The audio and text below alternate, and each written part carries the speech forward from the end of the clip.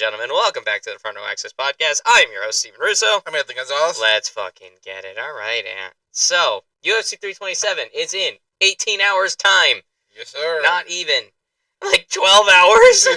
No, not 12 hours, like 24 hours, but still. What we thinking? 327. Headline, Yuri Prochazka, Carlos Ulberg. I'm excited to see these matches unfold. Me too.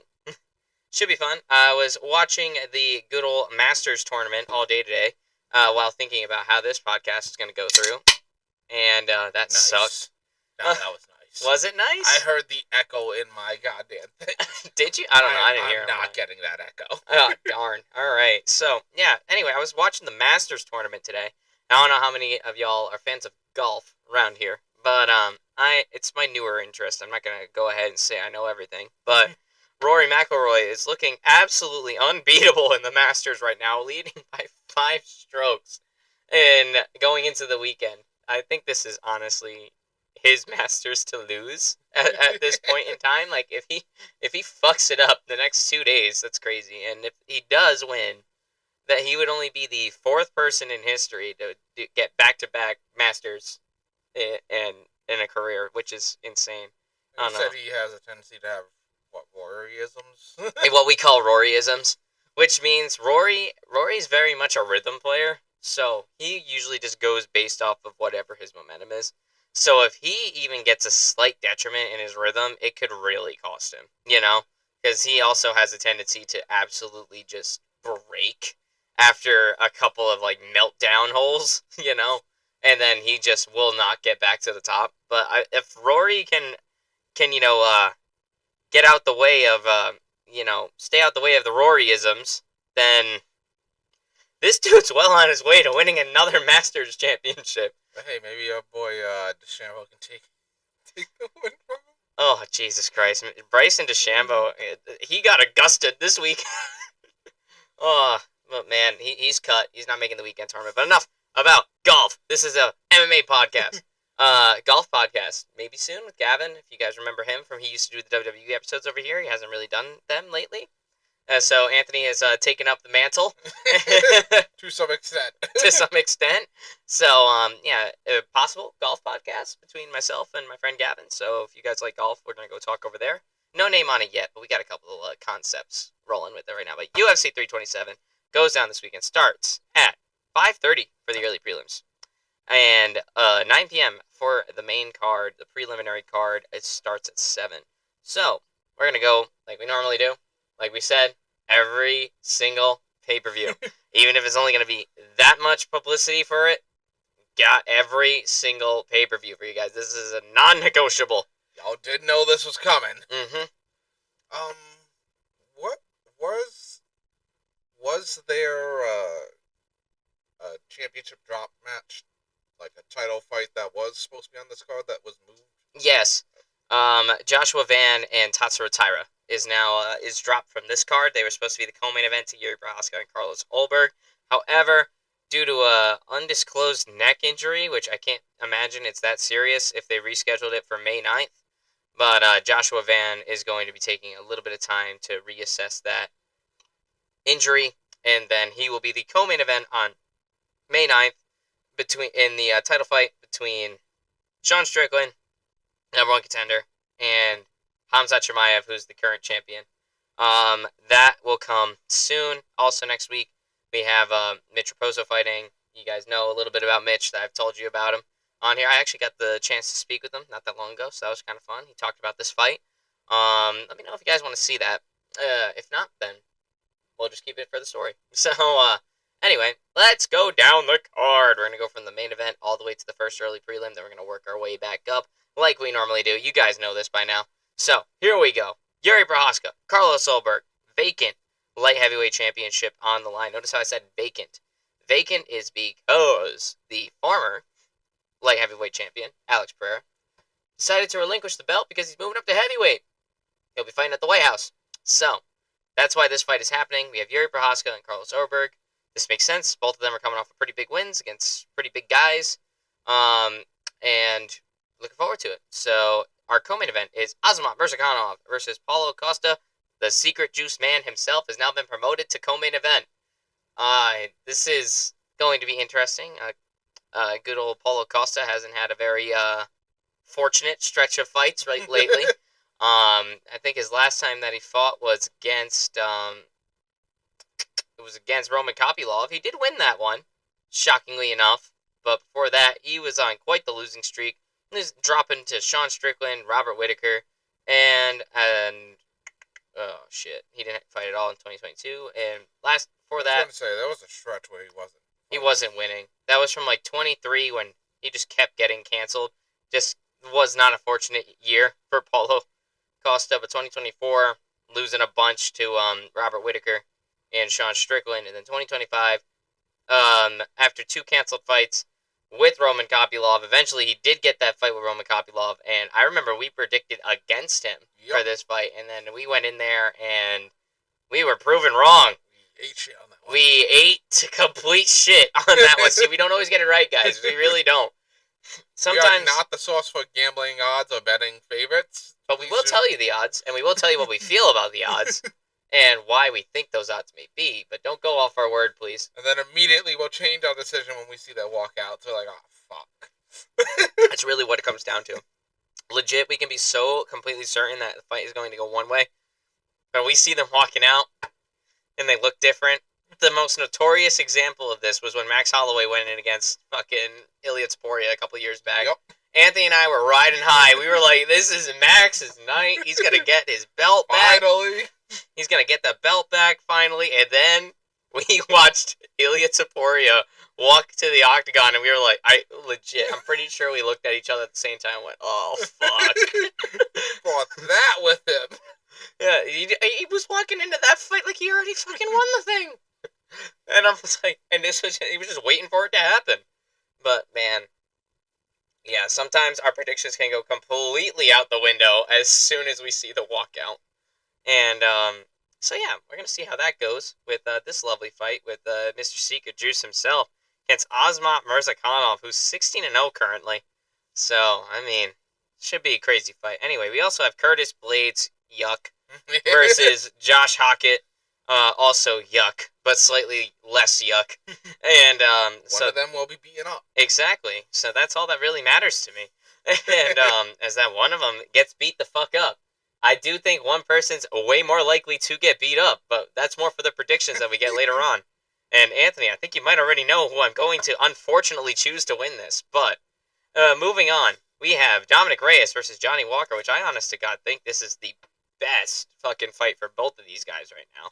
Dominic Reyes, I mean, he went on a Cinderella story for a little while, and then it got cut a little bit short, but we'll get into that a little bit later. Johnny Walker also had a rough stretch past couple of fights, so that should be an interesting one on the main card. Also, for the opening fight of the main card, we have Cub Swanson in his final UFC fight. This is going to be the last walk to the octagon that Cub Swanson ever makes. So we're gonna see how that goes. He's gonna be facing Nate the Train Landwehr, who we haven't seen win in a little bit, but he was winning for a little bit. But regardless, that's what we got going on there. Prelims, our featured prelim, which I'm surprised didn't make the main card, but I guess I also shouldn't be surprised based on how both of these guys did when they were on the main card. We have Patricio Pitbull and Aaron Pico, which I honestly think this is a great fight for both of the guys, to be honest. They're like about the same level of competition at this current moment. Patricio Pitbull, obviously last time he was in the featured bout spot, he got destroyed by Yair Rodriguez. He fought a couple times since then. More on that when we get to this fight. But I think he fought one other time since then. And then Aaron Pico, man. You already know about Aaron Pico over here. Co-main event against Lerone Murphy. Pretty much knockout of the year of 2025 happened over there. So there you go. Aaron Pico, man. But anyway, also on the prelims that didn't make the main card, these next two fights I'm shocked weren't on the main card and not in here at the prelims. But Kevin Holland and Randy Brown, that is an interesting fight to have on the prelims. To be honest, I mean, I get it. Kevin Holland's been a little bit lately, but so has it Randy Brown. And I'm like, both guys are known in this sport. Both guys are prominent. Even if a person doesn't necessarily follow UFC every week, but they still follow it at least a little bit, they're gonna know who Kevin Holland is, you know. So that's why I'm kind of shocked that Holland's not on the main card. Why? I don't know why that. I don't know why that is. Do you have any idea? I would say probably they're focusing more on the appeal and attraction of the names over over this particular bout, because like you want to see how Pitbull was going to do. You want to see how Pika the Guy was going to do. You want to see where they stand as far as UFC MMA goes because of how they dropped in here. Whereas you kind of have seen quite a bit of these guys already. Yeah, we've seen Randy Brown and Kevin Holland fight plenty of times. Like, You know, they they're great workhorses. they really are. They're never going to be champions, but they're good workhorses. So the surprise that comes with the newer names, I think, is what's overshadowing this fight as far as the card lineup goes. Anyway, and this also on the prelims. This is going to be a stacked prelim card, guys. You guys should honestly watch this. But we always watch the prelims. Obviously, you guys know this. We're in this shit till the very end because you never know if you're going to see something special. And something special could very much happen with this undercard. And this next one, I'm also shocked didn't make it to the main card. Mateusz Gamrot and Esteban Rebukis. I'm like, that is a young and up-and-comer and a dude that's well-established already, you know? So I'm like, okay, on the prelims. The second prelim of the night, for that matter. So I'm like, alrighty then. That's cool. Also, Tatiana Suarez and Lupi Godinez. Those are two prominent women right now. They're both on kind of the up and up. You know, they're both kind of climbing a little bit. Had a bit of a rocky road to get here, but they're still on the climb. And they're on the prelims. So I'm like, damn, like this is actually going to be I'm thinking maybe they might have put these fights on the prelim on. It makes me wonder if they put them on the prelims on purpose to make you watch the prelims. You know? I was gonna say it also bears to mind that this is all free now as long as you have the Paramount subscription. Yeah. So they don't need to hold their best for exclusively the main card. Yeah, that's true. It is a different business dynamic now, so I guess it makes sense. But that's the undercard, guys. That is actually solid. I'm decently excited for all of those fights. Quite happy with the lineup, yes. I am very, very happy with that lineup. We did lose one prelim on here, though, unfortunately.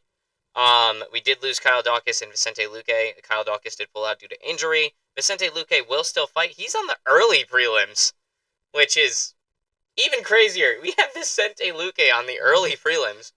So, I don't know. But anyway, here we go. For the early prelims, they start tomorrow, 5:30 p.m. We have Chris Padilla and Chris Padilla. I think that's how you pronounce that. And Mikel Medeiros. So, both those guys, I don't know too much about. I think I remember watching Padilla fight a couple of times. I don't know if I remember watching Medeiros fight too much. Also, probably the biggest early prelim on this card is Kelvin Gastelum and Vicente Luque. So, I mean, both these guys, I'm not going to sit here and tell you that they've had the greatest stretch of fights lately. They really haven't. Kelvin Gastelum, I think, has won one of his last 5. Or one of his last 4, or something like that. And then we have Vicente Luque, who's, you know, Vicente Luque. I mean, last time he fought was last October against Joel Alvarez, and before that it was Kevin Holland last June. So you know he's on a bit of a skid. You know, I'm not gonna, and he also did have a gigantic fucking brain hemorrhage that he had to heal from a couple of years back. I didn't think we'd ever see Vicente Luque in the octagon again, but because of hemorrhage, that's a terrible injury. You know, but he's here. He's still going. I don't know if that was the best move for his career or the best move for his health, but fuck it. You know, that's how it goes. They want to perform, let them perform. Exactly. I'm not going to sit here and tell you that I think that was the best decision for you, but is what it is. And Kelvin Gastelum, also just unfortunate as of late. Kelvin Gastelum did win his last fight, but before that, this dude just struggled winning fights for like 2-3 years straight. So I was like, damn, bro. Poor Kelvin Gastelum. And this is a dude that went, remember, back in 2019, this is a dude that went tooth and nail with Israel Adesanya in the name of the interim middleweight championship. One of the best fights you'll ever see in modern UFC history is Israel Adesanya and Kelvin Gastelum for the interim middleweight championship. That fight needs to be, if not already, inducted into the fight wing of the Hall of Fame. Like, it just needs to be. Because it's that important of a fight. It really is. It determined what the future of middleweight would look like, And these are the two guys that they were betting on. So, I don't know. A little bit of a fall from grace, sure, but at the same time, Kelvin Gastelum has been struggling as of late. I mean, you say fall from grace. That was, what, 2019? When he fought Israel? Yeah. That's like 7 years of work put in. Yeah. The body takes a toll, honestly. It does. And it catches up to you quick. You could be performing fine for like 3 years straight, then that fourth year comes around, and all of a sudden you're like, whoa, fuck. All of a sudden this is hard. All of a sudden you're Ferguson. Yeah. Because think about it. Ferguson didn't lose at all for a long time. Then he lost that one time, and then it was just steady decline. Also, our first fight of the night will be Charles Radke and Francisco Prado. I've seen both of these guys fight before. They're pretty good. Charles Radke, he's kind of an animal. I do like that guy a lot. He leaves it all out there, but I worry that sometimes my man's a little bit too crazy. But anyway, that is the card lineup. Anthony, what do you think of the card overall? Honestly, this is probably one of the few times where it's not even the main card that has the draw. It's the prelims. And honestly, that probably doesn't help that Van had to be pushed back. Mm. But it still makes me anxious to start watching these prelims and get into the nitty-gritty about it. Yeah, no, I'm definitely excited about this. Do you want us to do it? Alrighty, guys. Sorry about that. We're back. His dog is old now. My dog is old now. She can't go down the steps as well anymore, but she goes up better than she goes down. But she can't really go on the steps, and we have a gate up there that we have hunched over the steps so she doesn't go down it. Somebody left the gate open, and who let the dogs out? And then Molly decided to take it upon herself to walk up down those steps to come and say hi. So, my dog is old now. She can't be going on the steps like that, because we don't want her to risk injury. But regardless, do you want to start from the first early prelim and go all the way through? Sure. All right, let's take a look deeper. Let's take a deeper look into these fights, guys. It's actually, I think, going to be a really solid fight. This is a solid night of fights, I honestly think. I don't think it's going to be like an A-plus pay-per-view, but this is going to be like a solid, like, B. This is going to be a good B. Maybe even I don't know how the fights are going to go, but the name draw and appeal is already up there. Exactly. So it looks like a good fight, and there's draw here. Of course, we don't know exactly what's going on, as you said. It's also going to be on CBS. If you guys don't have Paramount, I think the prelims are going to be on CBS. That's probably why they stacked up the prelims so much. It's going to be on network television. So, yeah, there you go. Anyway, let's take a look at our first early prelim. Charles Radke and Francisco Prado. Charles Radke has 5'9", orthodox, 65% significant strike accuracy, 30.7% takedown accuracy, and less than one submission attempt per fight. His opponent, pretty much the same, with significantly less accuracy, but more volume. He good old Radke is about 2.8 significant strikes landed a minute, while Francisco Prado is about 4 per minute, but less accurate. So this guy's going to throw a lot, and he's going to try to get inside. He's the smaller guy here.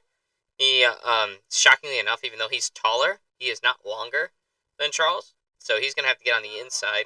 Matter of fact, there's a 3-inch reach advantage for Charles here. And Charles is getting a little bit old, though. He's 35. Francisco is 23 years of age. Francisco, this is... God damn it. What the fuck, ESPN? Your website sucks. Fix it, please. He trains out of American Top Team, so that's cool. And he is on a, let's see, 3-fight losing streak in the UFC. All right. Radke, on the other hand, let's take a look at Radke. This man, he trains out of Valley Flow. I forget where that is, but that's a good gym. He's coming off a win. Submission victory, round 3, 4 minutes, 29 seconds, on the Garcia versus Onama Fight Night card back in November of 2025. All right. For that, losing to Mike Malott, winning against Matthew Semmelsberger, losing to Prates, and winning against Garba Urbana. So, I don't know. This seems kind of close on paper. I don't see betting odds because what the fuck? UFC, why do you not have betting odds? I'm trying to figure out what the betting odds are. But I can only imagine that Radke's probably a slight favorite over him right now, just based off of winning percentage and whatnot. So, I mean, I think with that being said, I'm going to have to go with Radke to get it done. I'm not sure. What are you thinking over here? Honestly, I was thinking at the start I liked the value, but I don't think he's got this. Yeah. So I'm gonna have to co-sign with you on that one, even though we don't actually know the odds. Yeah, it kind of sucks. And are there any odds for the main card? Please tell me there's at least, what the fuck, UFC website? Why do you not have odds? Why do you not have odds? Why? I'm trying to tell these lovely people who want to gamble. And pay attention to the Front Row Adcast podcast. I'm trying to, give you guys what you want. Fucking odds. Let's go on the fucking... Okay, we're on Kalshi. We're on Kalshi.com. That's a good source. It's better than odds.net that I was on before. So, let's see. Fuck me. Oh, that's just brings me to the fucking homepage. DraftKings! Here we come. DraftKings is not legal in my state. I fucking know that. I fucking know that. I'm just looking for betting odds. What the actual fuck? Hey, Jack, it's on everything here. Anyway. Okay. We were correct. We were correct. Minus 175 favorite on the money line for Charles Radke. Francisco Prado is the plus 145 underdog going into this. So, yeah, I will say I think Radke's got this. Yeah, Radke. Let's look at our next fight. Kelvin Gastelum and Vicente Luque. This is the early prelims, right? This is early prelims. Which this is crazy to have on the early prelims. It is crazy to have on early prelims. Why do you think that, Ann? Tell me more. Okay, well, Gastelum has competed at the highest tier level, and fucking... what's his first name? Vicente. Vicente. Mm-hmm. We all know and love Vicente because he'll get you by Darsh if you don't. It's always Vicente Luque by Darsh choke. It doesn't matter when, how, what's happened beforehand. He's gonna get that in at some point. I will just remember when he was fighting Kevin Holland, and it's usually Kevin Holland's best submission is his Darsh choke, and then Vicente Luque's best submission is his Darsh choke. I remember the joke we made on this podcast saying, it's whoever gets the fucking Darsh choke first at this point. You know me, I call Kevin Holland the fucking Darsh Knight. Yep. So, he's the Darsh Knight, and then it's always Vicente Luque by Darsh choke. So, it's just a matter of time. Who's going to lock up the Darsh?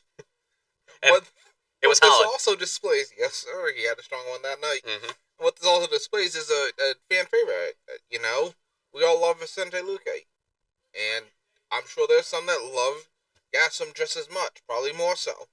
So, I'm very surprised to see this on the early prelims. I think the only reason why it's here is just because how much they've been losing lately, and how up and down their records have been, especially Luque's. So I think that's the only reason why. But I think it also has to do with the drop fights and having to rearrange the whole scheduling, the whole shit. Anyway, as the odds currently have it on DraftKings, because that's what we're going by. Yep. Kelvin Gastelum's the minus 258 favorite going into this. And Vicente Luque is the plus 210 underdog going into this fight. So, that's a sizable favorite for Kelvin Gastelum. And I will say, I guess agree with Kelvin Gastelum being the favorite here. Yeah, I would say those are fair odds. I would say it's fair, but that's a 2-point favorite. That's a pretty solid favorite. But I guess it does make sense. Kelvin Gastelum does have experience at the highest level. He's, fought some of the toughest guys. That's the Ultras talking. But, and he is a very well-rounded fighter. The dude by trade is a wrestler, but he also learned how to strike pretty well. He got into a striking war with Israel Adesanya 7 years ago, and that fight barely hit the floor, and which was shocking to me. I thought Kelvin Gastelum would just want to wrestle him to death, but he wanted to go put on a show. But I guess I gotta say I do agree with the odds, but it's also always Vicente Luque by Darce choke. Yeah. So I don't really know what to predict here. So I'm gonna throw it over to you, Ant, while I make my decision. Yep, I gotta go with the default Vicente Luque by Darce choke. I think I might have to second your notion and say Vicente Luque by Darce choke. But Kelvin Gastelum's probably gonna look like $1 million. I think this is a good fight for both of them. At the point of their career that they're at right now, and they're still legit guys. They're still like known names. They're still known. Plenty of people that won't get through them. Exactly. There's still plenty. Like you mentioned, there's still plenty of people that aren't going to get through them. So it's like it's the battle of the workhorses, pretty much. It's the battle of the gatekeepers, and that's how it's going to be. And I'm excited to see it happen. But it's always Vicente Luque by Darce choke, so I'm going to have to say Vicente Luque by Darce choke. Anyway, let's go on to our featured early prelim, which is Chris Padilla versus Mikel Medeiros. I already mentioned, I think I've seen Padilla fight before. Something had to have clicked in me for me to remember that name. So I'm only going to assume that this guy probably did okay in that last fight. And Medeiros, I don't know too much about this guy, but as the odds currently have it, Mikel Medeiros is a plus 136 underdog to the minus 162 favorite in Carlos Padilla. So, I don't know when the last time these guys won was. We're going to be checking that source right now. But, I don't know. It seems like it is swayed in one direction, and it seems like it's solidly in there. But, we're going to look. So, Padilla, his last fight was back in. He's on a holy shit. Oh my god, this dude's on a 1, 2, 3, 4, 5 fight winning streak. 4 of them within the UFC. Bro has not lost a fight in a while, so that's probably why I remember him. And I now remember why. I now see why I remembered him. It's because he beat Ismael Bonfim. Oh, Bonfim. So, and I pay attention to the Bonfim brothers quite a bit. So, he beat Ismael Bonfim at UFC Fight Night. Bonfim versus Brown. Randy Brown ended up dropping out. Padilla stepped in, and Padilla won. So that's why I remember his name. I was trying to remember why I remembered him. I'm like, that name's familiar. Why do I remember him? Now that I'm seeing that, I know why. Let's take a look at Medeiros, though. He has a record of 11-1 currently, so that's pretty solid. Both guys are fighting out of the United States of America, so that's pretty cool. And Medeiros, let's see. He is on a 1, 2, 3, 4, 5 fight winning streak as well. Holy fuck! Okay. 4 of them within the UFC. Well, 3 of them within the UFC, 4 under the UFC organization, since he did get his start by knocking out good old Isa Sakhaov back at Dana White's Contender Series Season 7, all the way back in 2023. So since then, dude has beaten names like Austin Hubbard. Yeah, that's a pretty big one. Austin Hubbard won the Ultimate Fighter a couple years back. So that's pretty good, to say the least. That's pretty damn good. And his last fight was on June 7th, 2025. So he's been away from the octagon for a little bit. He won by a unanimous decision on the Dvalishvili versus O'Malley card back on June 7th, 2025. So, Anthony, what we thinking about this matchup so far? It seems like it's going to be a killer matchup. It does. I mean, with both of them sitting at a 5-fight win streak, they both got skin in the game, as it was. Mm-hmm. And it just seems like they're both trying to make their way within this this company, because it's a tough place, man. Either of them ranked yet? Neither of them are ranked. DraftKings odds. I'm going back to. I have 2 separate tabs open on my phone right now. Because you can't put the fucking odds on the goddamn UFC app. I'm like, just what the fuck, dude? UFC odds. Let's go. So we got 2 separate tabs that I'm just trying to work through right now. Anyway, as the odds have it, just to reiterate, Padilla is the minus 162 favorite, and Medeiros is the plus 136 underdog. And if I'm being honest, You might be safe with the underdog, guys. You might be safe with the underdog. This guy's coming from the Contender Series, and obviously, as we know, Dana White loves to push his Contender Series guys because that's his thing, you know. So I think the reason why he might be, you know, under wraps here. Um, sorry, I just got distracted. Yeah. Anyway, you know how Dana loves to sway his guys in the right direction. So I actually think that good old Medeiros might be able to do it here because Dana White might have handpicked him to beat Padilla. Are they different styles? Nope, they're both strikers. So, I don't know. I think I'm going to have to slightly lean Medeiros, but Padilla's a fucking dog, and I do remember him. So, remember him just destroying Ishmael Bonfim. So, I mean, could go either way, but I think I'm going to lean to Medeiros for now. I guess I'll take Medeiros for that. Honestly, both these two I'm unfamiliar with. As such, like, I don't watch the Contender Series or the Ultimate Fighter. Busy ass fucking work schedule and whatnot. Happens. Yeah. So, yeah, I'll go with Madeira. Alrighty, guys. So that does it for the early prelims. Those start at 5:30 p.m. over here on the East Coast. Adjust it willingly to your time zone because I'm not going to do that for you.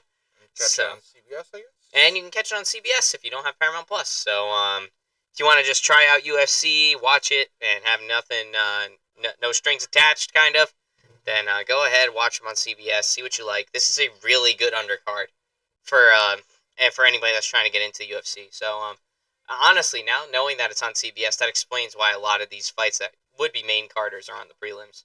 So, because they're probably going to have the prelims on CBS, hoping that people just turn it on, watch it, see good fights, and then maybe even buy a Paramount subscription that night to watch the rest of the card. So I can almost guarantee you the broadcast booth is going to be on top of that shit. So, that being said, our first fight on the not the early prelims, the first fight on the undercard that's going to be on CBS is going to be Tatiana Suarez versus Lupita Godinez. As the odds currently have it, Tatiana Suarez is the minus 148 favorite to Lupita Godinez, plus 124 underdog. It's a close fight. It's a close fight. And both these girls are on the come up. They really are. They've had a rocky road to get to the come up, but they're on the come up regardless. For to look a little bit deeper, Tatiana Suarez is the wrestler here. She is a grappler. This girl is going to want to take you down, and she is coming fresh off of a couple of good victories. Against Jessica Andrade and Amanda Lemos, to name a few. Only dropping one fight to Weili Zhang, which that's okay. You can lose to Weili Zhang. Most do. Most do. Except for Valentina Shevchenko. But, also, you can lose to Valentina Shevchenko and be okay. That woman is a beast. Anyway, Tatiana Suarez. Looking to get her get back after her last fight was September of 2025. So it's been a little while for Tatiana here. And I'm surprised she took this much time off when she just had a big title fight. Granted, she had no chance of winning said title fight. But usually if you go out there and perform for a title, people will tend to still think of you higher. What's the timeline for Suarez? What do you mean, since her last fight? Yeah, like before that title fight. Before that title fight, she fought 2 times in 2023, beating Maria De La Rosa and Jessica Andrade to get to the title. And then she got the title fight against Weili Zhang on the Duplessis Strickland 2 card in the co-main event and lost by unanimous decision. And that was last year? February 8th, 2025, yes. Yeah, so I think what this was because before that was 23. I think she's still trying to get her groove back. Yeah, because she was out on injury for quite some time. Yeah. Before getting that title fight, and then I'll always tell the fighter to take whatever time they need to make sure that they're performing at the highest level that they can get. That's exactly the way we like to think about it. And then her last fight after the February loss didn't come until September, of 2025, where she beat Amanda Lemos by unanimous decision. And Amanda Lemos, that is not a tough cookie to crack. That is a tough cookie to crack. Let me reiterate. He said it. Don't beat Let me me up. reiterate. He said it. Let me reiterate that. I did not mean that, brother. I did not mean that, brother. She is a tough cookie to crack.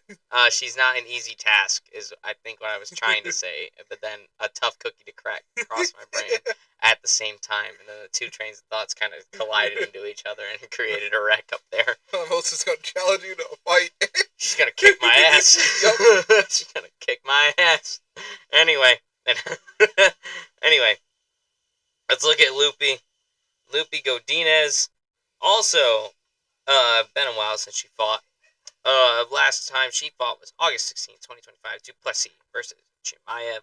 She fought twice in 2025, once in March, once in August, winning both times by unanimous decision. If I remember correctly, it was a very unanimous decision, if I'm remembering right from those fights. So, beating Jessica Andrade as well. So, that is pretty much both these women right here. It should be a good fight. Lupi Godinez is scrappy as shit. Yeah, she is crazy, and she's a scrapper. She's gonna go in there. She's gonna throw tons of strikes at you. She has an average of 4.5 significant strikes landed a minute at a whopping 54.05% accuracy. So not only does this girl throw a lot, she lands a lot. So that's a good thing. Meanwhile, Tatiana Suarez, she more likes to use the striking instead of grappling, only averaging about 2.95 significant strikes landed per minute. But they're always at a 71.83 significant strike accuracy. But her takedown average, this is where it's going to differ, guys. This is fucking huge. Tatiana Suarez is 5.41 takedowns per fight versus Godinez is 2.96. So that is huge. That's the difference maker in this fight. If something's going to go severely wrong for Lupi Godinez, it's going to be because of that. So it's a matter of, can Lupi get in the face, lay it on her, constantly give her pressure so that she cannot shoot in, or is Tatiana going to just induce her will and take her down at ease? So that's what this is going to come down to. This being said, I actually am going to take Tatiana Suarez to win this fight. I think she is a far better fighter with a lot more experience in high-level competition, despite the lack of activity lately due to injuries. She has a lot of experience at this high level. Lupi's just not quite there yet. But the thing about Lupi is she's young. She's only 30 years old. So there you go. We're still gonna have plenty of years with her at the top or upper echelon of the women's strawweight division. Going back to the odds, Tatiana Suarez is the minus 148 favorite to the plus 124 Lupi Godinez underdog. So yeah, I'm gonna have to take Tatiana for this one. I think she's got this. Yeah, I have Suarez for this too, but I will say Lupi could definitely put her away. Like, oh yeah, I would never discount what she does. She's scrappy as fucking hell. If she gets up in her face, you keep punching her. There's no takedown that can be done if you're constantly getting pressured like that. So I'm just saying. But I just think Tatiana's the more complete fighter, a little bit more experience, and has more tools to get this done. Because if there's anything that her statistics told me is that even though she doesn't really throw a ton of strikes, when she throws them with intent, and usually it's meant to open up her grappling.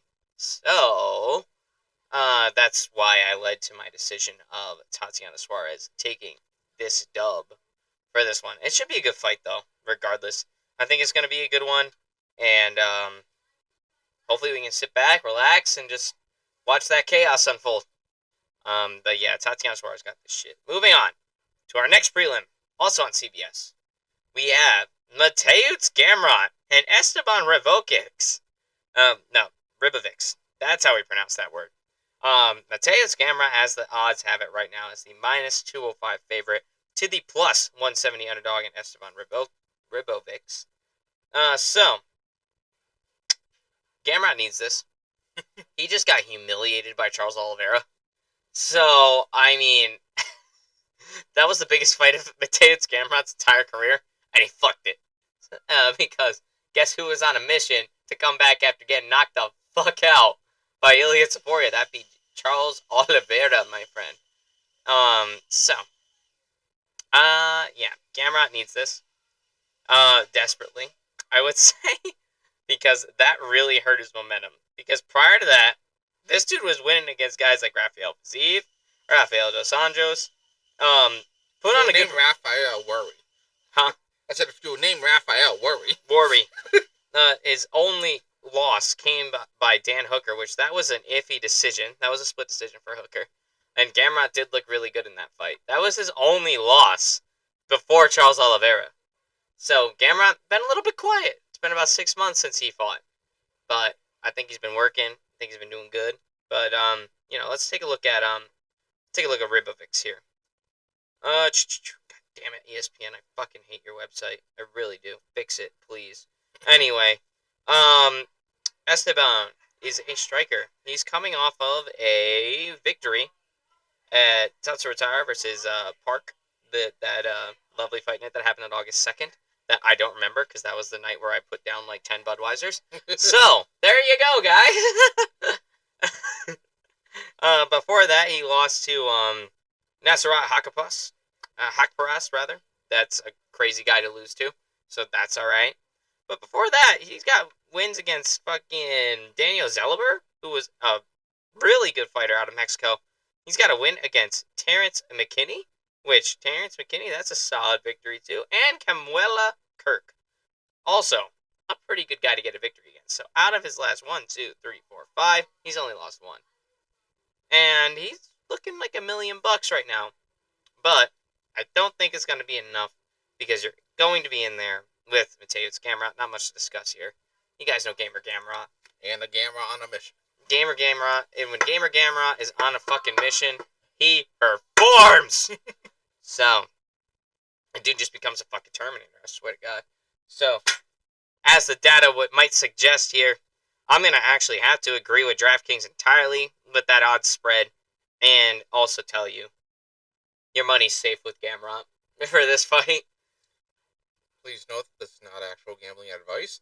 You and yourself only are in charge of how you spend your fees, your financial assets. Thank you. Have to read the fine print. Anyway, thank you, co-host, for that one.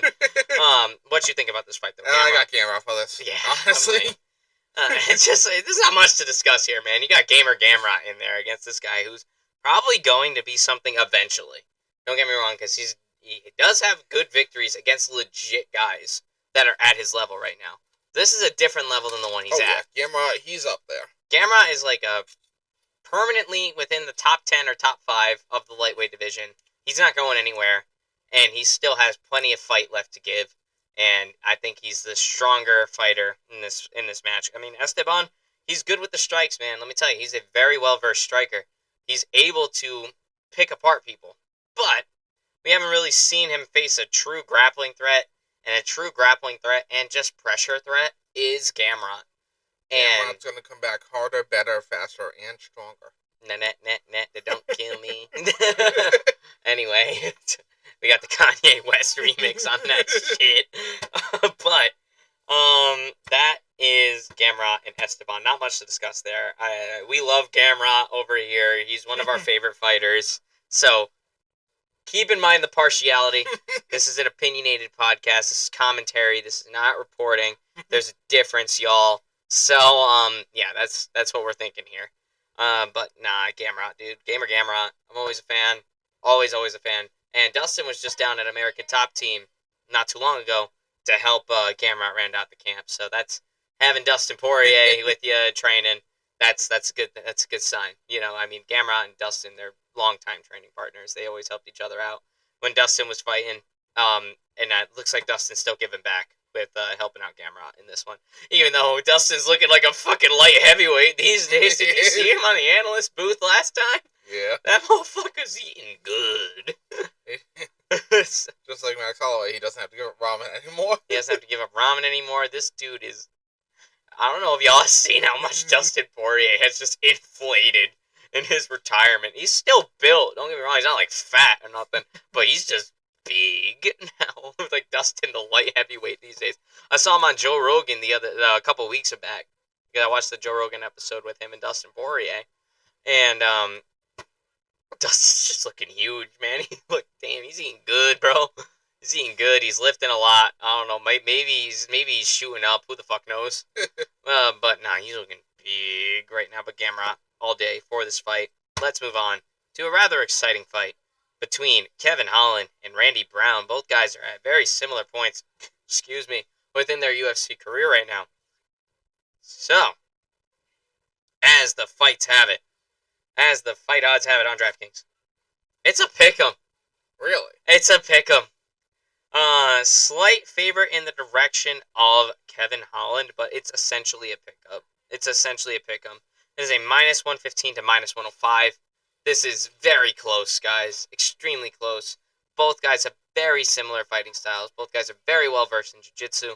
Both guys have very long strikes. They use their distance and they use their footwork, stuff like that. So, Kevin Holland and Randy Brown, man, this is it's gonna be a fun fight. It's gonna be a fun fight. I am excited for this one because I do think that it's going to be a pretty good fight. I mean, odds already are telling you that it's going to be a good fight. Kevin Holland is on a bit of a spiral as of late. He's on a 2-fight losing streak right now, losing to Daniel Rodriguez, which is fine, and Mike Malott. But also, yeah, he's also, in his last 5, he's only won 2 against Gunnar Nelson and Vicente Luque. He's lost to Rainer de Ritter, which that's fine. You can lose to Rainer de Ritter. That motherfucker's crazy. You can also lose to Daniel Rodriguez. Mike Malott, I thought was a winnable fight for Kevin Holland. I think I remember predicting that Kevin Holland would win that fight, but that's just not how it played out. So Kevin Holland's on a bit of a low point right now, fighting 1, 2, 3, 4, 5 times in 2025, which is fucking crazy. But that's Kevin Holland for you. This dude just loves to fight. He's always there. He always shows up. He's always there to save a card. We love that for Kevin Holland. He's never going to be a champion. He's never, ever going to be a champion, I don't think. It's just too late for that now. Yeah, he's a bit out of that age. Yeah, he's just a bit too late for that. He's 33 years of age, and he hasn't even really touched the top 5 of any division that he fights in. So I think his title aspirations are gone, but that doesn't mean he can't put on a good fight. This dude is so much fun to watch. He can main event any fucking fight night. He can be the co-main event on a couple pay-per-view cards depending on the lineup, and he could be a featured prelim any day of the week. So I mean, Kevin Holland, we love Kevin Holland over here. Keep doing your thing, dude. Even though you might not win all the time, it does not matter to us. We still love you. We are entertained. We are entertained every single time you step into the octagon. Kevin Holland, as it stands right now, is 28-15. Randy Brown is 20-7. Let's take a look at Randy Brown real quick. This guy, in his last 5, he's won 3 of his last 5. So, but they're against a bunch of guys that I haven't really heard of, if I'm being honest with you. He lost to Gabriel Bonfim last time, the other Bonfim brother, by knockout, brutal knockout in round 2, if I remember correctly. I remember Randy Brown just fucking stiff as a board laying on the ground. So, and Brian Battle. Those are his 2 bigger opponents that he's had, and he's lost to both of them. I do understand why the odds are what the odds are, since they're both very similar and have had similar, up and down records, but I think Kevin Holland actually has this one. I think he might edge it out just a little bit. He might not finish him. If he does, it's going to be quick. It's going to be first round finish. If it goes past the first round, I think Kevin Holland would be able to grind his way out to a decision. But I'm actually going to be taking Kevin Holland to win this fight. I don't know about you. I've also got Kevin Holland, but by the skin of my teeth. Yeah, it's gonna be a crazy fight. It's gonna be close.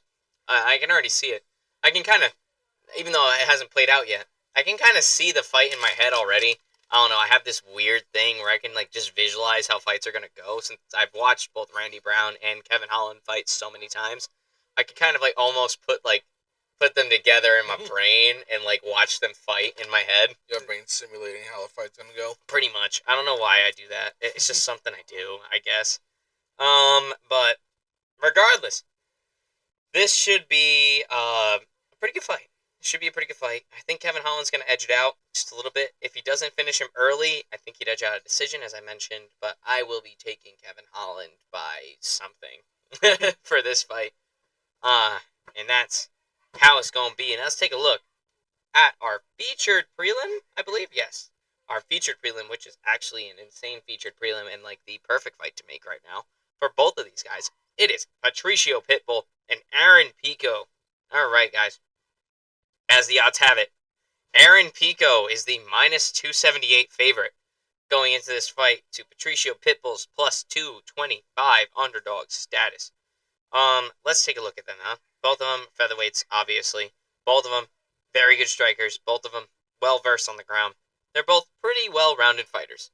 I would say Pitbull's more a grappler than Pico, but Pico is a crafty striker.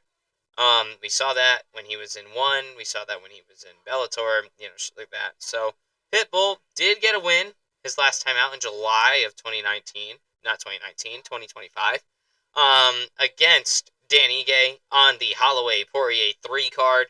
So did get a unanimous decision win. Got the bounce back after being absolutely humiliated almost a year to date against Yair Rodriguez in the featured fight spot of the main card that I think made Dana just very mad at him. So, that's how it stands right now. He's 1-1 in the UFC, and got a good win against a legit guy in Dan Ige. Shout out to you, Patricio Pitbull. Let's take a look at Aaron Pico, man. Aaron Pico, bro. Mr. Pico de Gallo himself debuts in the UFC and gets in the co-main event of a major pay-per-view and gets fucked. He gets severely fucked after he was handed the red carpet treatment. They rolled it out for him.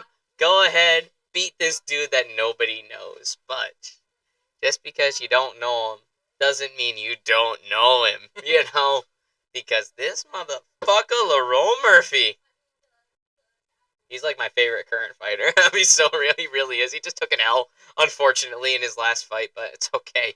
He'll come back. But Lerone Murphy, spinning elbow, knockout on that night. The second of the night, I believe. Because I think Carlos Prates did it in the fight before that. And then, or it was either, I think it was Prates. Yeah, it was Prates. It wasn't Morales. And then it was Lerone Murphy. He said, hey, he just did that. Let me go try it. He fucking landed it. So, yeah, man. Pico got turned into fucking Pico de Gallo. But, Aaron Pico is a good fighter. Don't get me wrong. I've said this about him when he was in Bellator. And even going into that fight that he had with Lerone Murphy, I was telling you guys he was a good fighter in PFL. I already knew who, Lerone Murphy was. He's been that guy I've been just watching, just seeing what you're doing. And then that was his big moment, and I was so happy to see it. But everybody was telling me that Pico was going to beat him. That didn't happen. But I can see why Pico's the favorite here. I really can. Because I would say he probably does have more ways of winning than Patricio Pitbull does here. And he's also younger. Pitbull's in his late 30s, man. He came in the UFC as like a final, let's just go on a joyride for a little bit, He spent most of his career just ripping up Bellator, I don't think this fight ever happened to Bellator, but if it did, I don't remember watching it. But Patricio Pitbull, Aaron Pico, both guys are coming off of, losses in the UFC and one victory from on the side of Patricio Pitbull against Dan Ige. But I know the odds are telling me Pico, but my gut is telling me Pitbull. I don't know. And that's and he's a sizable underdog too. I don't know. I'm having this weird sense. I understand why Pico is the favorite. I really do. He's younger, he's faster, probably stronger. But I don't know. My gut's telling me Pitbull. So I'm going to just stick with Pitbull here. I don't know. What you think, Ant? I've also got Pitbull for this. Pico left a lot to be desired. I feel like what's happening is they're missing something. I don't know what it is, but I'm also getting the feeling that Patricio Pitbull's got this. Yeah, I don't know. I'm just thinking to myself, like, even though he's older, because he is older, don't get me wrong, like, Pitbull's at the end of his career. He really is. He spent most of it down in Bellator. So I'm like, and he was great over in Bellator. No, he was seriously pound for pound #1 fighter over there until Usman Nurmagomedov decided to join. So when Usman Nurmagomedov got in there, he just fucking ripped shit up. Happens when you get an argument off when a newsman shows up. And then he put two of them together in the same name. That's fucking crazy. So I don't know. I can understand why Pico's in there, because Pico is a phenomenal fighter. He really is. But I don't know. Something's just telling me Pitbull's got this. And I'm just going to stick with it. Obviously, this could change on fight day. Have to wait and see what's going on. But I'm taking Pitbull. And I'm going to say Pitbull by submission, if anything. I think he's going to actually tap out Pico. I don't know when he's going to tap out Pico. It could be later, or it could be early. But I'm just going to say Pitbull by submission. I don't know. I'm having some weird foresight here. I don't know. Any other thoughts on that fight? Or are we good to go? I think we're good to go. All right. Going into our main card. This is on Paramount Plus, guys. No longer on CBS. This starts at 9:15. It says on DraftKings, but it's 9 p.m. over on Paramount's listing. So just tune in at 9. Fuck it. You might have to watch a hype package or two. That's fine. 15 minutes of hype package. But we are going to open this fight with a retirement fight. Cub Swanson, guys. Cub Swanson, who I don't know if you guys really know much about him, especially the newer fans, but this fucking guy was nuts back in his day. He really was. This dude was fucking crazy. At the top of the featherweight division pretty much all the time. And he never got the big one, but he always performed. Like, Cub Swanson in his prime, fucking killer. Never, ever, ever gonna doubt Cub Swanson in his prime. But Nate the Train Landwehr is the younger man. And that is something that we just have to accept, unfortunately. So, I don't know who's gonna do it, or who's gonna come out with it, with the victory here, but as the odds currently have it, it is a pick'em fight as of right now, which is kind of nuts. I'm trying to get back to the page of which I was on because my dumbass hit the back button on accident. Let's see. It's -112 for Cub Swanson to the slight. It's not even underdog. -108 for Nate the Train Landwehr. I think UFC's attempting to give Cub Swanson a send-off. I think they are attempting to give Cub Swanson his flowers. So they gave him a guy that's also up there in age. He's 37 years old, Nate Landwehr. Similar fighting style. And yeah, that's how it is. Swanson has not fought since December of 2024. So it's been a little while since Swanson's been in the octagon. But it's also been a while since Nate was in there. Nate the Train Landwehr is on a 2-fight losing streak right now. Losing to Duho Choi and this guy, Morgan Chateauret, at UFC Paris. So, back in July of 2025. So, I am sitting here looking at this fight, and I think I understand what the UFC might be doing. Mm-hmm. I think they are attempting to give Cub Swanson his swan song. I think they really are. Because Cub Swanson, as soon as his fight camp started, came out and said this was his last fight. Like, right off the rip. He said, this is it for me. After this fight, I'm not coming back. And Cub Swanson has such a storied career. He really does. He's always fought the toughest guys. He never turned down any, like, really big-time dudes, you know? There was a time back in, like, 2014 where he was a legitimate threat. 2014 and even back in 2007 in his amateur days. So, but in 2014 during his prime, he went on a 7-fight winning streak. Only losing to Frankie Edgar and fucking Max Holloway. Which that's fine. You can lose to peak Frankie Edgar and on the come up about to win the title Max Holloway. That's fine. But then he would go on to another 4-fight winning streak. Then he would go on a 4-fight losing streak, and then he'd go on a 2-fight win streak. Then lost to Giga Chikadze.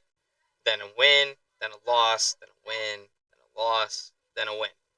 His last time out, he faced Billy Quarantillo, and he won by knockout 1 minute, 36 seconds into round number 3 on the Colby Covington versus Joaquin Buckley fight card, where Joaquin Buckley just said, fuck you, Colby, and just destroyed him. I remember watching that fight some morning after I consumed a copious amount of alcohol.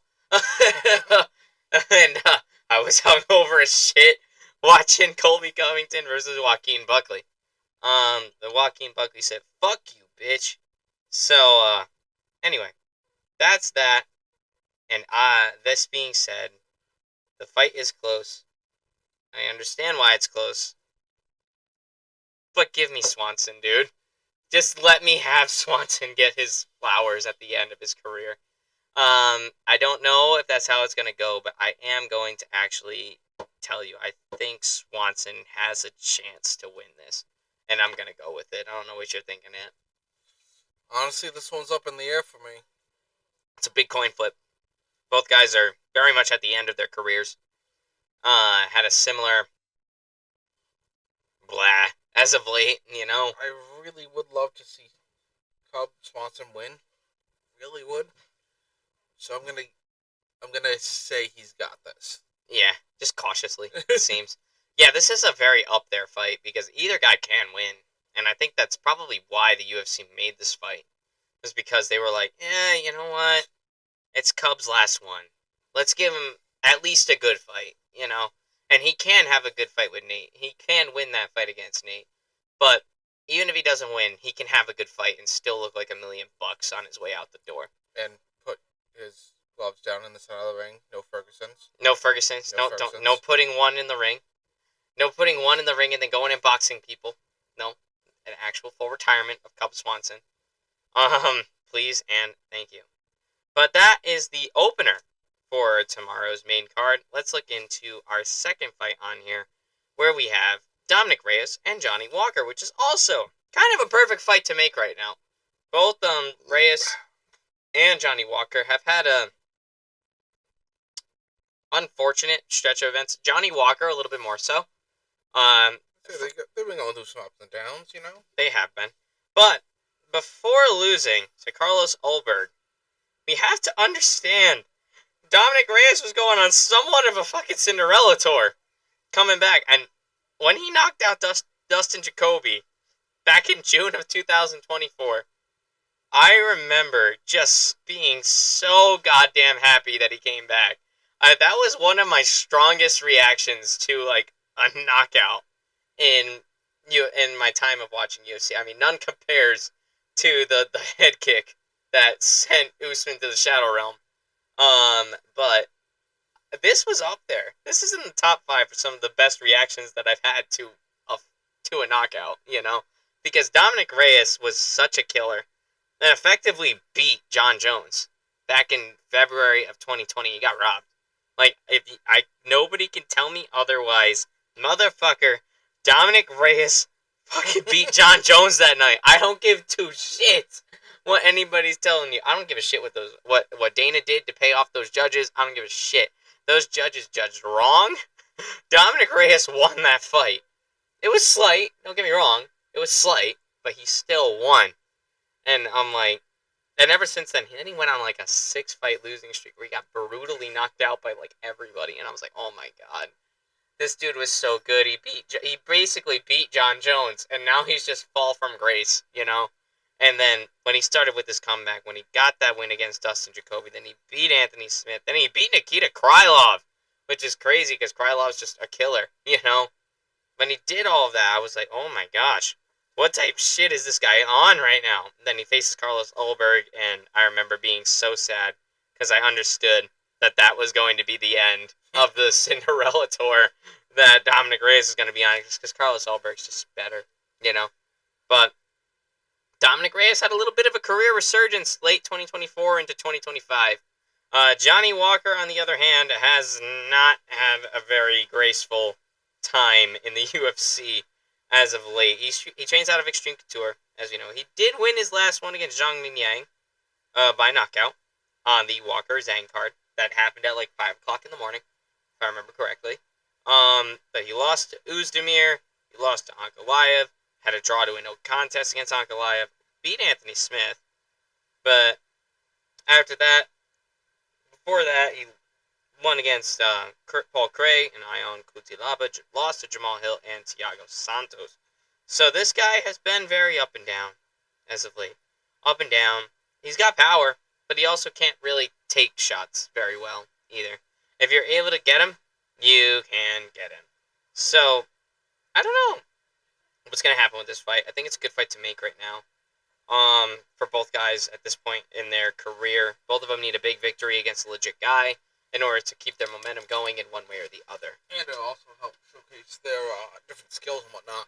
Yeah, for sure. I mean, Johnny Walker's unorthodox as hell. He's he moves weird. He strikes weird. He throws. He's got his own style. He's got his own style. He strikes from different angles that traditionally you don't strike from, which that works for people. Dominic Reyes is a little bit more straightforward, but he's calculated with it though. That's the only thing. And he's got undeniable power. He doesn't need much to take you down. He doesn't need much to knock you down, I should say. So I don't know. As the odds have it, Dominic Reyes is the minus 155 favorite to the plus 130 underdog in Johnny Walker. I somewhat agree with that. I think Dominic Reyes, despite the heavy loss to Carlos Ulberg, that made me very sad. Those three victories that he had going into the Ulberg fight were stellar. Those were good performances. Johnny Walker's just kind of been and a little inactive as well. He doesn't fight a lot. So yeah, that's how it rolls. I mean, both guys are very similar in build. Slightly different striking styles, but they're similar in build. Same size, just about. I think they're about the same height. Johnny Walker might be slightly taller. Yeah, he's 6'6", but Dominic Reyes is 6'4". So I mean, and 82. Johnny Walker does have a significant reach advantage though. About 4 inches on that one. So I don't know. It just comes down to and both the guys are about the same age. Johnny Walker's 34. Dominic Reyes is 36. So I don't know. Both guys have about the same amount of significant strike accuracy and significant strikes landed a minute. They don't really take people down all that often. So this is definitely going to be a kickboxing fight. Middle of the octagon. Whoever lands, lands. And that's going to be that. But I think the more experienced Dominic Reyes is going to be able to edge out Johnny Walker just a little bit. So I'm going to have to be choosing Dominic Reyes by probably I would say a finish at some point. I don't know by way, but I think it is going to come by way of finish. I don't know which type of finish, but a finish. Could be wishful thinking, though. This one is really up in the air for me. I can definitely see both of them have different ways to obtain victory. This is a good fight. It's a very well-made fight. Shout out to the matchmakers for this. I feel, though, that Walker is going to edge out the win here. What you think, by? I'm going to say round 2. Round 2? Yeah. Knockout? Yeah. Gotcha. Well, we'll have to see how it plays out. But if Dominic Reyes loses, is it the end for him? I don't think so. I don't think so either. If you had asked me that, like, maybe 3 years ago, I probably would have said yeah. Before the wins and the way he won, you know. Because all those wins, those weren't decisions, guys. Those were knockouts. I noticed it said wins plural. Yeah. He tore it up a little bit. He did. He went on a little bit of a Cinderella run there. He really did. But when he got in the face of Carlos Ulberg, I was like, oh, man. He's not going to win that fight. He's not going to win that one. But, you know, regardless, though, it was actually extraordinary to see Dominic Reyes come back the way he did. Now, all of a sudden, he's relevant again, you know? Before that, he was like, oh, he's dead in the water. He's fishing a barrel. Just, like, get rid of him, you know? Stuff like that. But, nah, after those wins, and impressive wins at that, against some legitimate guys, that is not something to be ashamed of for not Johnny Walker, Dominic Reyes. But this is going to be a close fight. It's going to be a good fight. I can't wait to see it happen. All right, 3 more fights, guys. We're almost there. All right. Our featured fight of the evening is Curtis Blades versus Josh Hockett, which, ew, on both ends. Ew, I hate Hockett, and I hate Curtis Blades. I'm picturing Steven above, no, next to the octagon and above it is just a thing of cow manure for once they get in there, just, ha. That's what it is, because they're both shit. Anyway, not that I'd win against them. No, they'll beat me the fuck up. They're much bigger than me. They're the free bitches. We're allowed to voice our opinions. Exactly. We have a First Amendment, goddammit. Anyway, I gave you a Mountain Dew if you want it. Anyway, I don't like either of these guys, man. I really don't. I saw the press conference on Thursday. I wish I didn't. Guys, I'm going to go on a tangent here.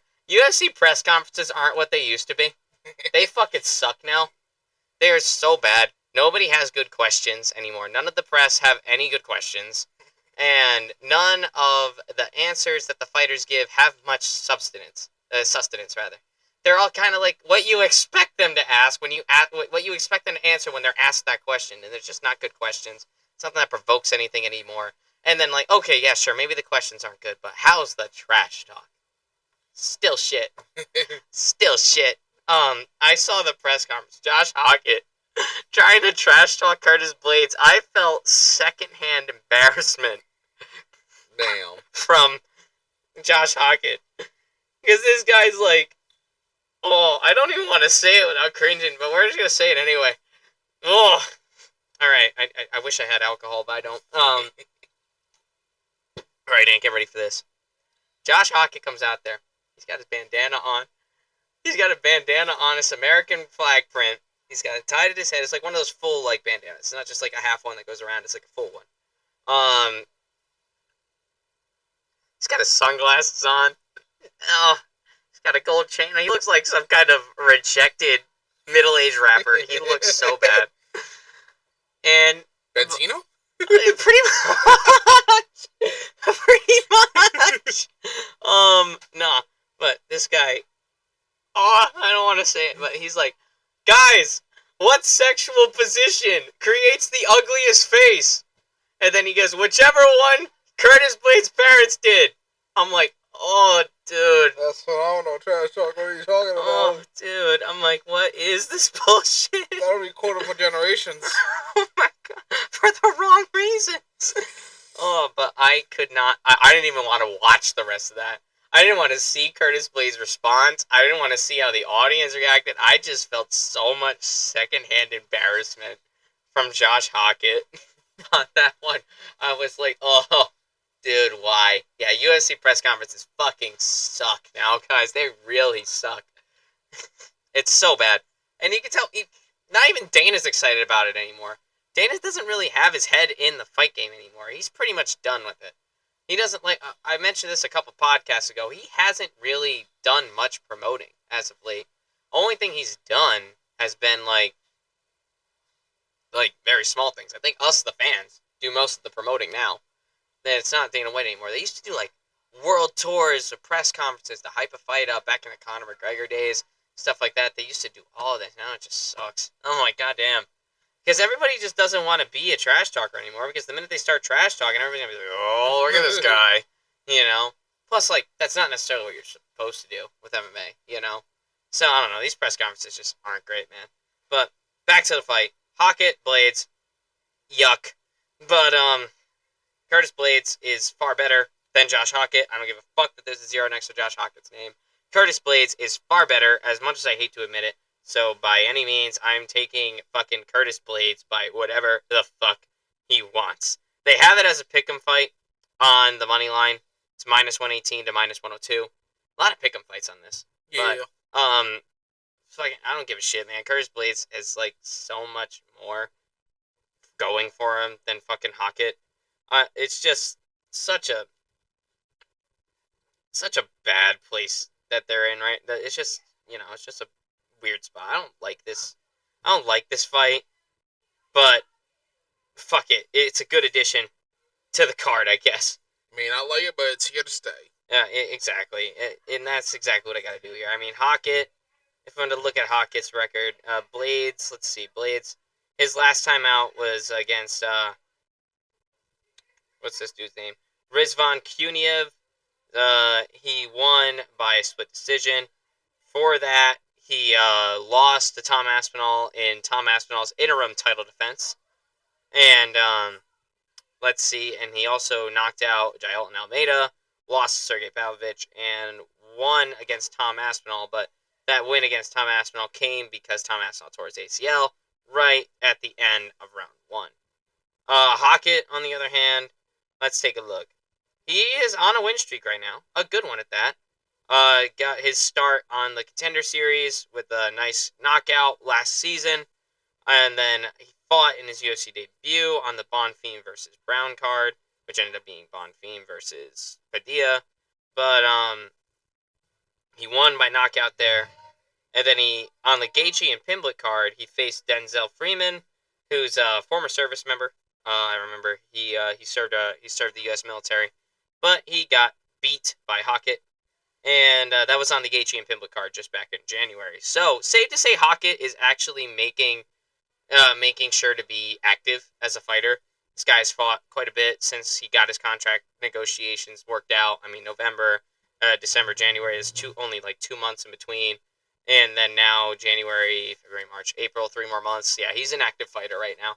So we love seeing it. I don't know. I'm just not completely on the Hockett train yet. I'm really not. But I don't think Hockett is going. I think you're throwing him a way too high level of competition way too early. You know? Because Curtis Blades, I mean, as much as I don't fucking like this guy, you know, he has title fight experience. You know? He's fought tougher competition. I mean, granted, he doesn't always win against tougher competition, but he has more experience against tougher competition.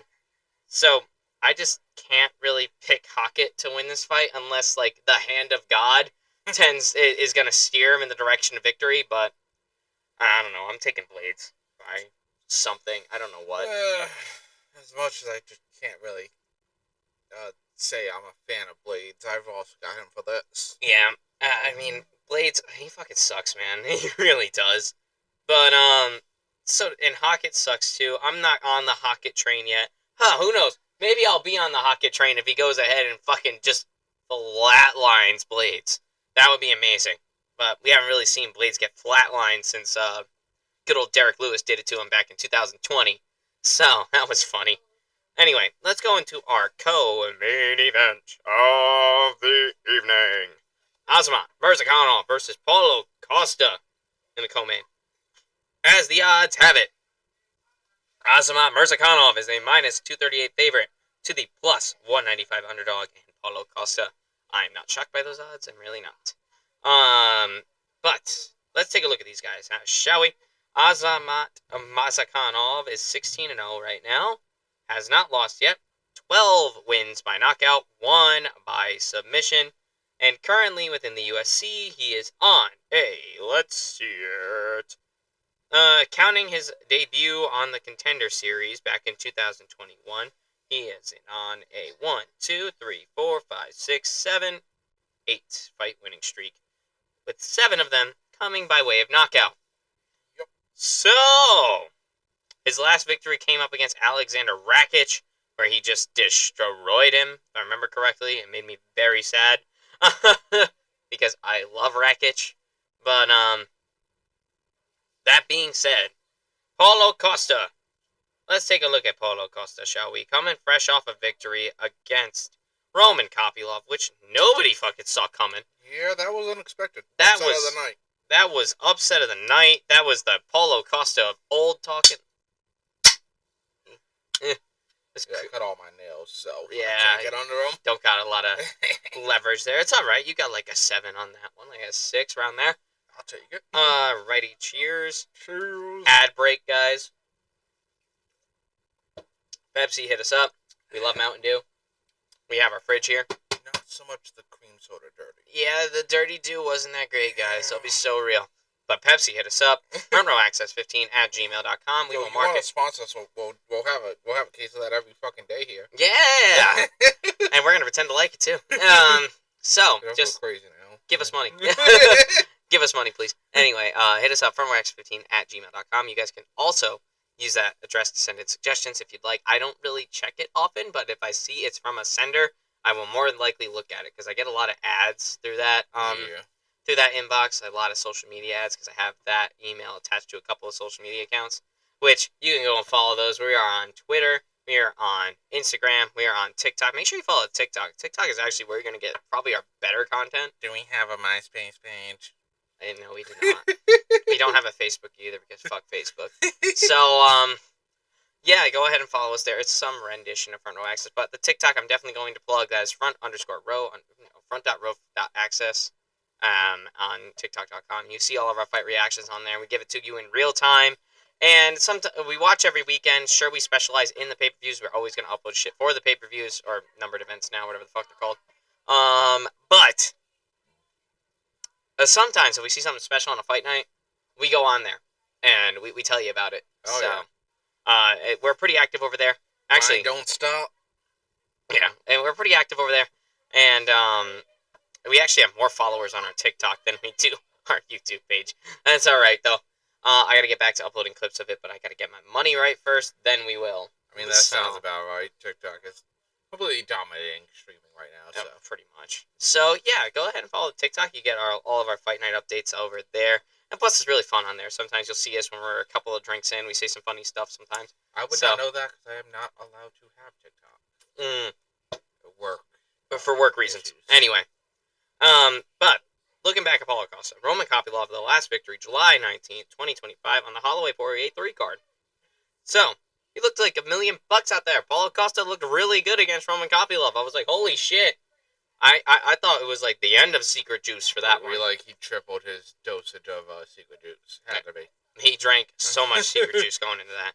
But before that, he lost to Sean Strickland in June of 2024, UFC 302. Anthony and I were at that one. Yep. And it was just a walk-down fest by Sean Strickland. But you know what? That's what happens. He also fought in February of 2024. He had a pretty active 2024, losing to Robert Whittaker by unanimous decision, but that's okay. You can lose to Robert Whittaker. Prior to that, though, he didn't win. He didn't fight for like 2 years. His last fight before that was in past his prime, about to retire Luke Rockhold in August of 2022 on the Usman Edwards 2 card, which that was a card, guys. that was a crazy card. And then before that, he lost to Marvin Vettori. So safe to say, Paulo Costa hasn't really been delivering much on the Secret Juice lately. But he's trying out new recipes. He's just trying out new recipes, and now we're past the incubation stage now. He's found one that works. It hadn't beat Kopylov. But prior to this, though, keep in mind, this dude had like everything going for him. This guy and Israel Adesanya was like the fight to make all the way back in 2020. Israel Adesanya was undefeated, looking unbeatable. Not Roman Kopylov. Paulo Costa was looking unbeatable, undefeated in the UFC. That was the fight to make. Israel Adesanya knocked the fuck out of him, and then he was just never the same after that. So, I mean, you gotta think about it, though. This is still Paulo Costa. This was the guy at one point. So, I mean, when he came into the UFC, he got to a title fight in 1, 2, 3, 4, 5 fights. He got to a title fight. This dude was an issue. Just knocking everybody out left and right. Uriah Hall, Johnny Hendricks. Like, these guys. Yoel Romero, he won by decision against. So, that's just nuts. I mean, you don't finish Yoel Romero. That just doesn't happen. That dude is, I swear, made in a lab. Adamantium. I swear to God, that dude was he's not a human. He's a machine. So, but keep in mind, Paulo Costa was the shit for a little while, but hasn't really delivered much since then. But Azamat Mirzakhanov, man, I don't know. I just can't deny these guys that are coming up from Russia, dude. I really can't. I mean, this guy, he hasn't really beat anybody that was like very up there as far as like credibility is concerned, besides Rakic and maybe Dustin Jacoby. But Dustin Jacoby's like, you're going a little bit long to call him legit competition, you know? I mean, he kicks my ass any day of the week, but I don't know. He kicks most people's asses most days of the week. Oh, I don't know, man. I just can't really decide this fight too much, but I can't deny these guys coming out of Russia, but fuck it. I'm just gonna say Paulo Costa anyway. Maybe this is the start of the Paulo Costa redemption tour. Fuck it. I mean, he's still young. He's not old yet. Actually, I don't know. He's getting up there. He's 34. Yeah. But Mirzakanov's 36. So, I mean, I don't know, man. I think I'm going to take Mr. Secret Juice for this one. Not purely out of spite, but also because I've seen him fight higher competition in the past, even though the past was like 7, 8 years ago. But and he hasn't really been very active in recent years. Honest to God, I think Paulo Costa might have wasted much of his prime. So He likes commentating. yeah, it's true. He does. He does. He's always on Twitter. He's always paying attention. He just I don't know. I'm taking Paulo Costa for this one though. I don't know. What do you think, Ant? I think I'll take Costa for this too. Honestly, for me, it comes down to the experience he has, how long he's been in the game. I think I'll be able to fall back on that and secure himself the win here. Yeah, let's see. Paulo Costa, go back to your roots. Start knocking people out again. But guys, we made it. We're here. Main event of the evening. Somebody's gonna fucking die. That's the only thing I'm gonna say for this one. We have Yuri Prochazka versus Carlos Ulberg for the vacant light heavyweight championship of the world.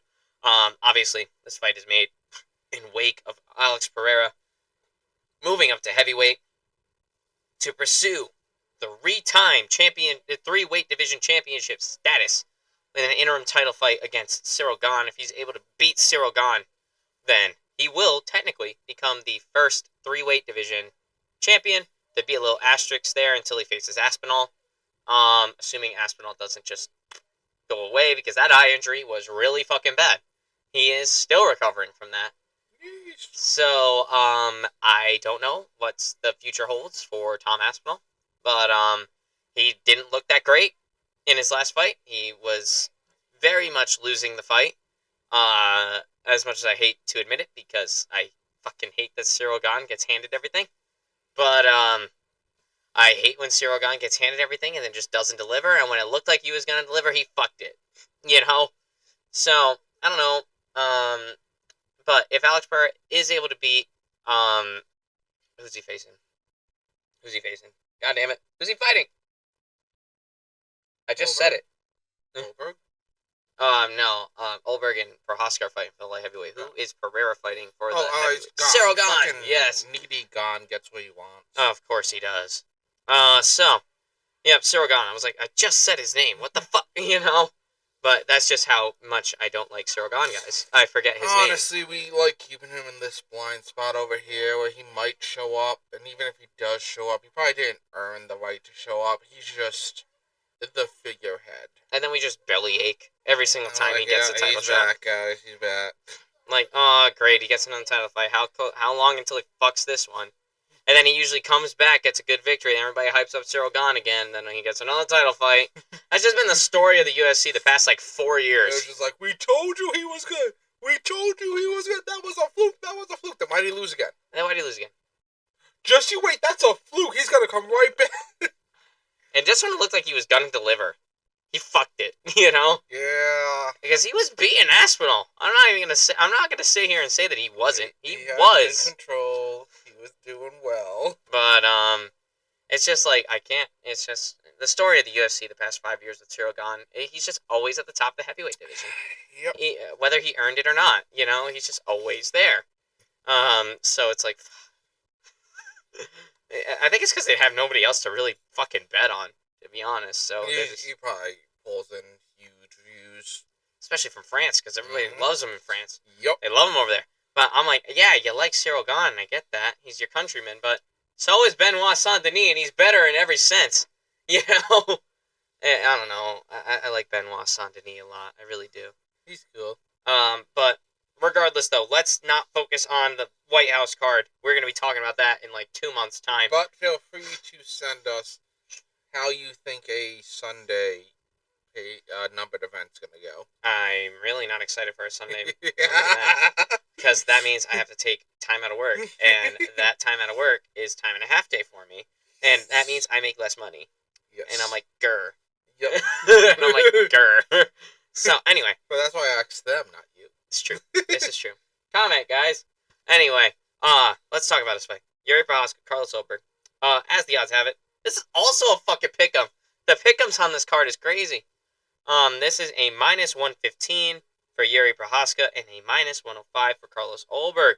They're basically saying, you know, One of these guys is likely to win if we don't get a draw. well, let's take a look at the former champion first, I guess. Let's introduce the former champion of the world, Yuri Prohaska. Of course, winning the belt against Glover Teixeira all the way back, if you guys can remember, in June of 2022. Beating Glover Teixeira, becoming the champion, fucking his shoulder up about 6 different ways to Sunday, coming back at UFC 300 with the fixed shoulder, faces Rakic, nearly gets finished in the first 2 rounds of the fight against Rakic, a returning Rakic from injury, and then finds a way to win in that second round and knocks out Alexander Rakic, earns a title shot against Alex Pereira again. Oh wait, after the Glover Teixeira fight, he came back against Alex Pereira. I totally skipped that. So beats Glover Teixeira, fucks his shoulder up, even though he was scheduled to rematch Glover Teixeira later in that year, December of 2022. The main event was supposed to be for the light heavyweight championship between Glover Teixeira and Yuri Prohaska. We did a profile on Glover Teixeira that I have not uploaded yet because I sucked this week. But we will upload it after this. This was so last week. I know. I know. I've been under the gun as of late, guys. So, to be fair, he has been all over, not only this state, but all over, I guess, New England to some extent, doing very important work for his article. Yep. That he will be submitting and having printed for his college. Yeah, man, that's my capstone. I had to get a story published and picked up. So I cold pitched to Low Kick MMA. You guys might have heard of them. They're actually taking my piece. They want a 2,000-word story, and basically what I've been focusing on the entire time is mental health and how it correlates to active mixed martial arts training. Also, how it builds community and discipline, which community and discipline help your mental health. So, yeah, I wasn't sure how much of that I could say to them. So I can tell them what the story's about. It's not out yet, but will say I've talked to some legitimate guys. I spoke to Glover Teixeira. I said that on this podcast. I did speak to Glover Teixeira. It's real. I have the receipts. I can prove it. I've seen them, but not till it's out. So, I've also interviewed Kyle Bowler, who's an up-and-coming guy. He's about to make his pro debut in May. And last week, what'd you do on Friday? And I talked to Mitch Raposo last Friday. He's been very busy. I've been very busy.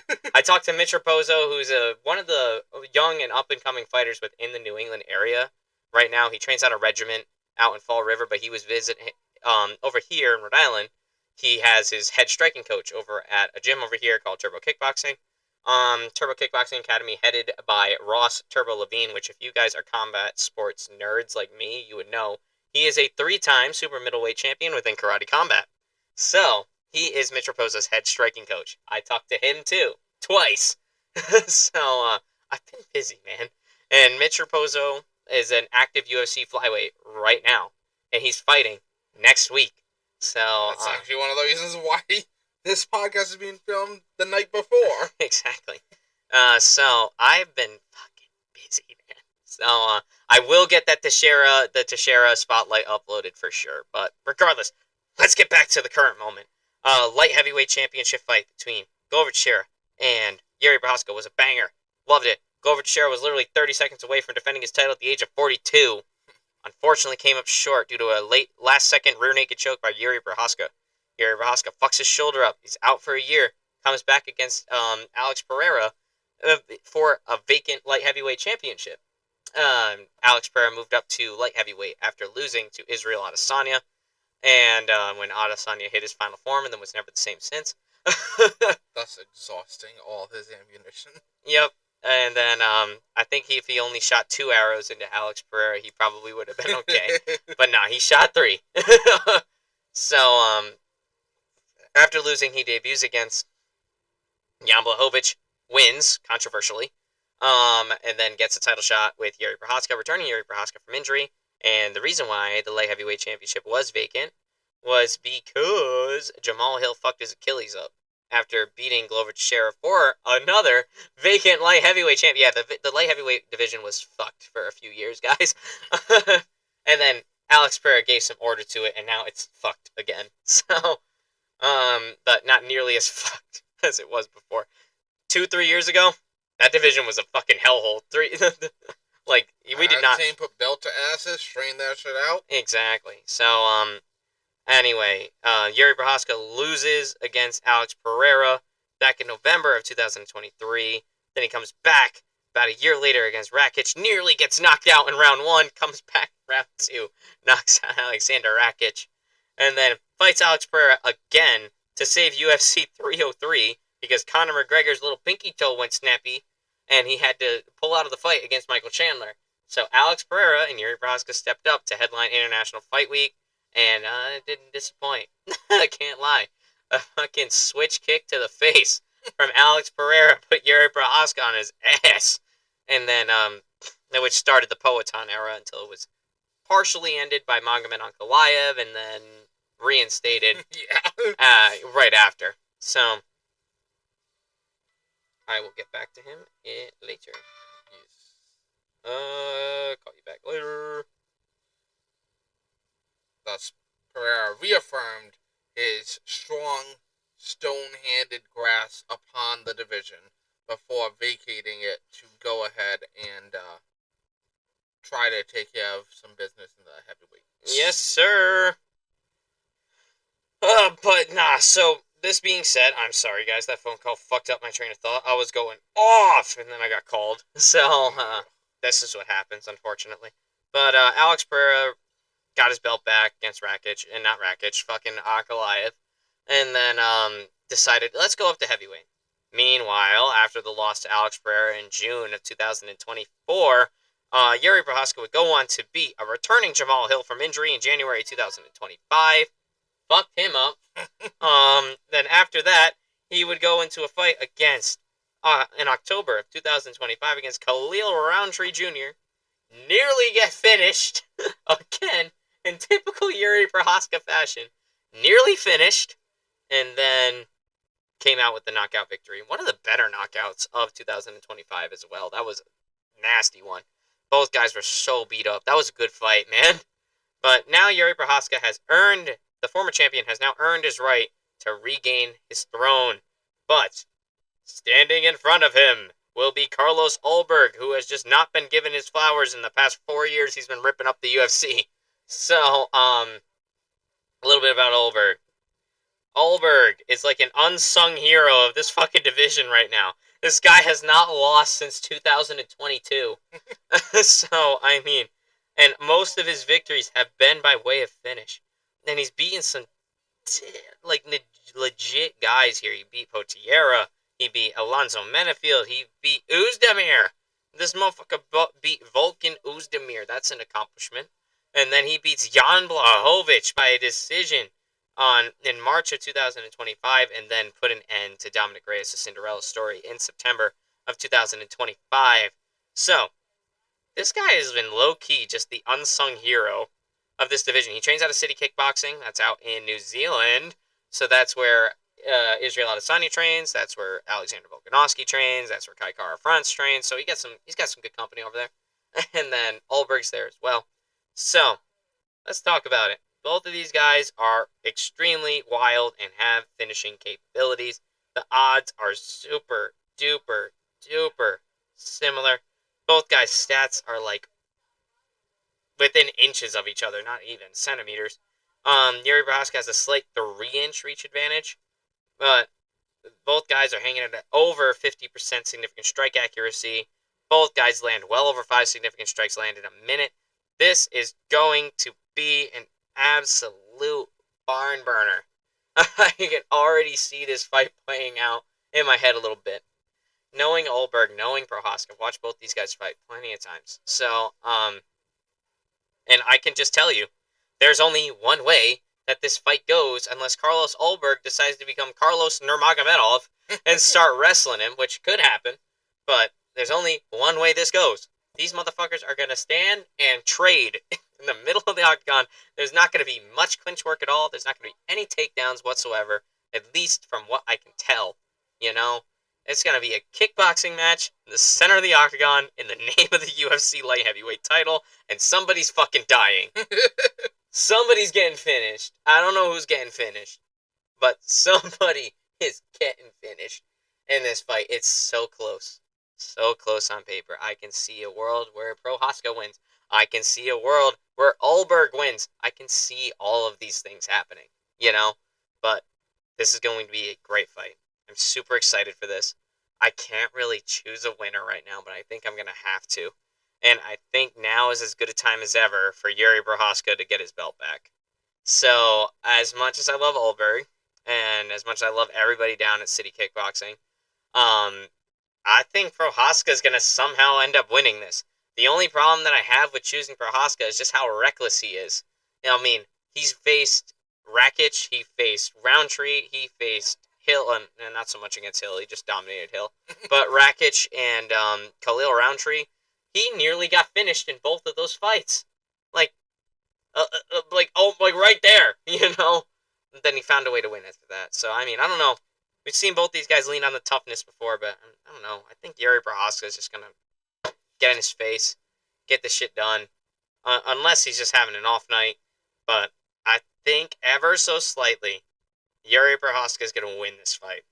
And he will be a 2-time light heavyweight champion.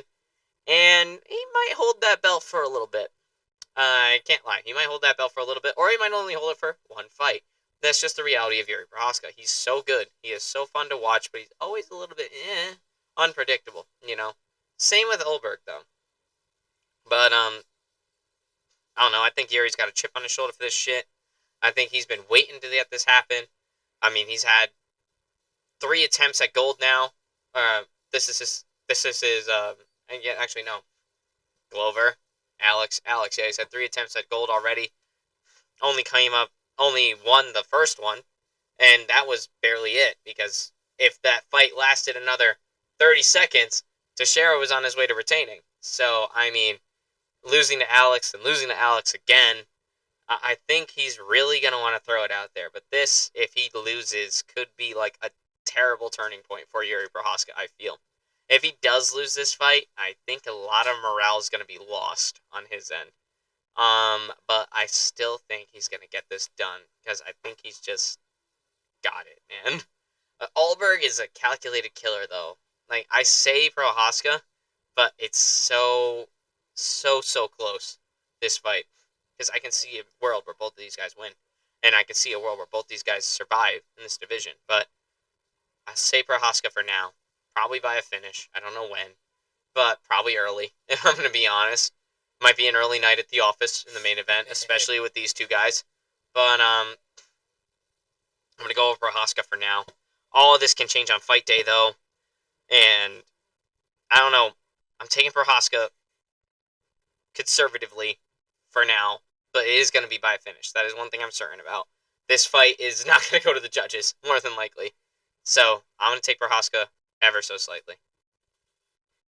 I've had good feelings for Yuri this entire week that he's going to be able to put Ulberg away. But the way you just went over his career there made me realize Yuri's a bit reckless. He's extremely reckless. A bit too reckless for me to put my eggs in that basket. So I'm going to say Ulberg's going to get this. He's going to catch Yuri off guard, and he's going to put him away before Yuri can activate Yuri Prohaska Samurai mode. Yes. But if he activates Samurai mode, though, Yeah, I don't know. Then it's going to be over. Because at that point, Yuri Prohaska is going to die or win. So, you know. But Ulberg, he's just steady, though. That dude's kind of like a Terminator. But, I don't know. I think if Yuri gets into Samurai mode, which I'm betting he does for this fight, it's going to be nuts, man. I don't know. This is a crazy fight, and it's very unpredictable. I'm super excited to watch it happen. It's going to be a barn burner. I mean, Gaethje and Pimblett's already fight of the year, right now, and I think you and I agree on that. Yep. I mean, it's only April. We still got plenty of 2026 left to go, but we just ended quarter 1. But out of quarter 1, I did not see anything that really amounted to what Gaethje and Pimblett was. Volk and Lopez 2 was good too, but that was way more in the direction of Volk. That he was way more in control of that fight than he was the first one. But other than that, I really haven't seen like a like a fight, like Gaethje and Pimblett yet, and that was the first event of the fucking year. So shout out to the UFC for that. Anyway, that is gonna do it for our show. Unless you have any more comments about Carlos Ulberg right now. No. That's going to do it for our show, guys. Obviously, UFC 327 goes down tomorrow live from Miami, Florida. We have the early prelims starting at 5:30, and the main card will start at 9 o'clock over here on the East Coast. Please equate it properly to your time zone, because I'm not doing that for you. And y'all have a good night, and I will get that to share a profile upload because I poured my heart and soul into that one. That was a good one. All right. Later, y'all.